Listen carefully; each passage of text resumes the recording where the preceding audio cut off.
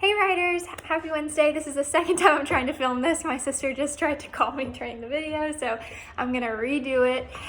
For connecting, I want you to write your favorite memory of this year, and then you'll be ready to maybe share with the class on Friday. Also, please make sure you come on Friday. We do games like Kahoot. I also found an online thing where we can go on roller coasters, and it's just good to see people's faces and be around, your class family, even though we haven't been together in a while.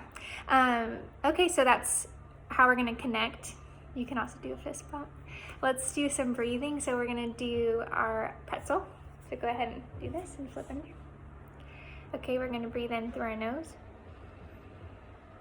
And we're going to breathe out through our mouth. Let all the stress go away. Breathe in through your nose. Breathe out through your mouth. Breathe in through your nose. Breathe out through your mouth. Okay, so our commitment this week has been to spread love and lead with love and not lead with our negative feelings like anger and anxiety. And I was really thinking about that because you obviously don't have a safe space. And I apologize for the construction, just go with it. You obviously don't have a space made for you at home that's considered a safe space, but you can make one on your own. And one of the things I've really been thinking about is that something we talked about during the year is when you have these big feelings, you aren't angry. Anger is not who you are. Anger is a feeling. And so instead of saying I'm angry, you say I feel angry, and that really helps you separate who you are from your feeling. And so then you're able to kind of figure out why do you feel angry. But sometimes when we let anger get a hold of us and you're like, I'm angry, it's just anger got a hold of you, what can you do? Forget who you are.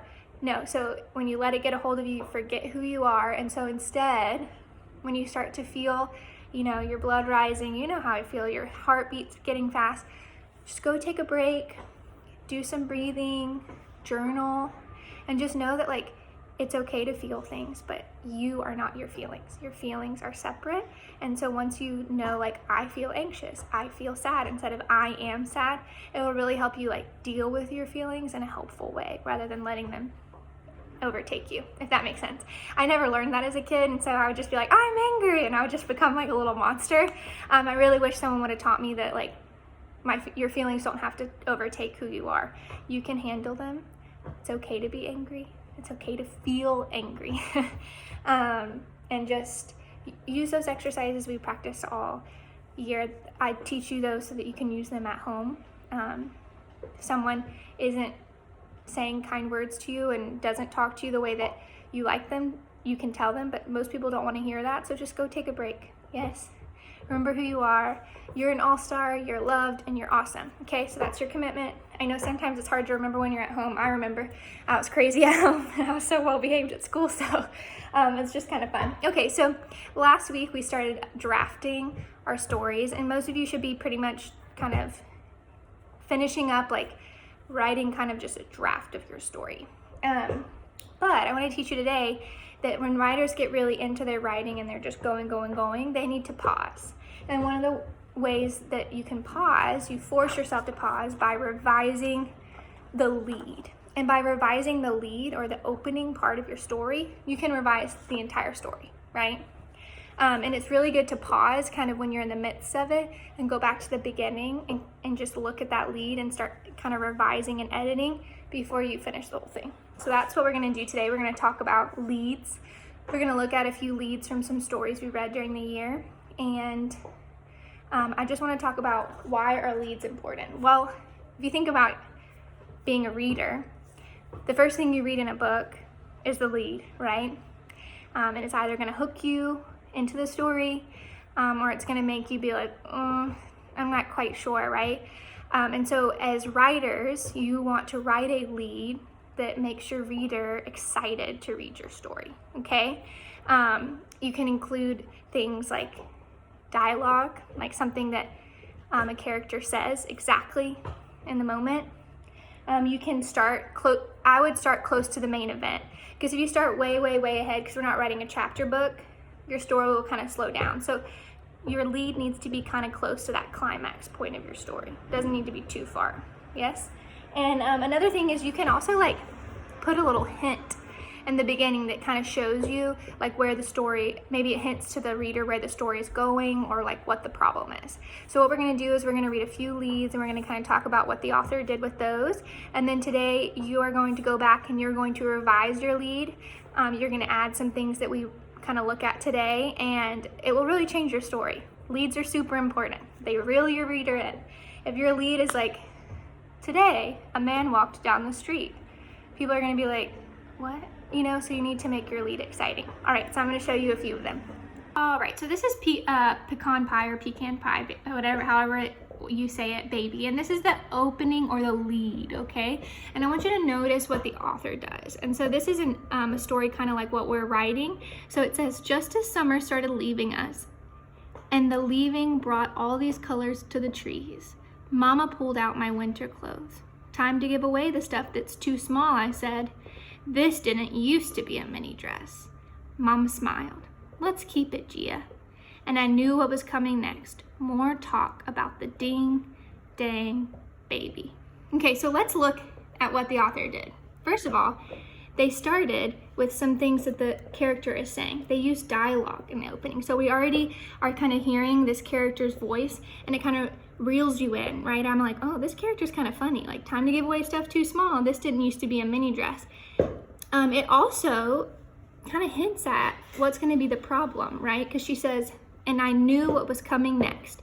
More talk about the ding, dang, baby. So that kind of gives the reader a hint that, you know, the problem in this story is going to be about a baby, because she's not talking about the baby positive.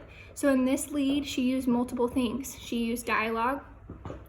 She hinted at what will come later in the story. And also, this is a short story, so she's starting pretty close to the main event, right? The baby's coming, they're already talking about it. I can see that the mom is pregnant, so I know that it's kind of close to the new baby. So that is her lead.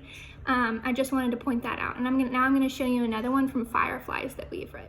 All right, this next one is Fireflies, and you're gonna have to bear with me because I had to kind of take pictures of these from my online books. But if you remember what the story is about, you'll see what the author does in the beginning, okay? So it says, on a summer evening, I looked up from dinner through the open window to the backyard.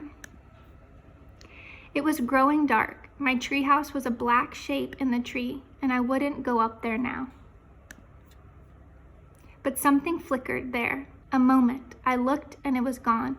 It flickered again, over near the fence. Fireflies. Don't let your dinner get cold, said Mama.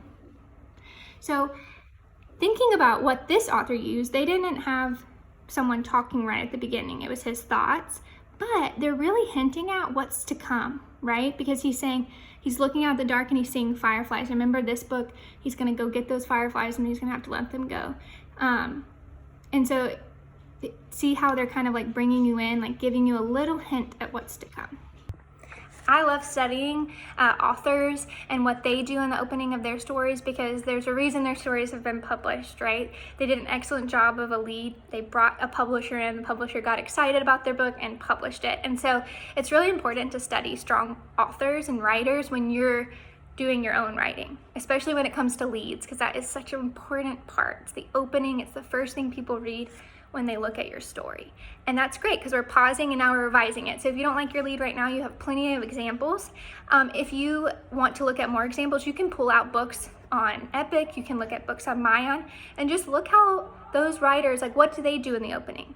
Like, do they add noise? Do they add, like, what do they do that makes that opening kind of exciting, right? And you can use what you learn from other writers and put that in your writing, okay? So that's what you're gonna do. You're gonna revise. Revise means change your lead or your opening. And remember, today, while we were reading a few of those stories, we noticed that authors sometimes start with the exact words one of the characters is saying. They also start close to the main event, right? So we're not starting like years ahead, unless we're writing a chapter book. But right now, we're kind of writing a shorter story. So you're gonna start close to the main event. The other thing is they try to develop a lead that will kind of hint at what's gonna come in the story. So if they hinted at that there's a baby coming, Fireflies hinted at he's gonna want those fireflies. So like, what can you add in your story to like include some of these things, okay? So you're gonna revise your lead. You're gonna take a picture of it. Take a picture so I can read it, right? I wanna give you feedback, and I can't give you feedback if I don't actually see your work.